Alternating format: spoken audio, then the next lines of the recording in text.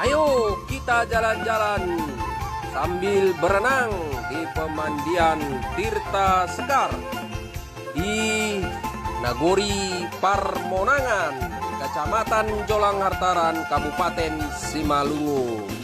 Ya, di tempat ini airnya cukup jernih sekali karena air alami dari air gunung sendiri. Mata air maksudnya, mata air langsung. Ya, mari kita kunjungi Tirta Sekar. Di tempat ini bisa bermandi dan bermain bersama dengan keluarga. Ya, masuk untuk anak-anak tiket 5.000, untuk dewasa tiketnya 10.000.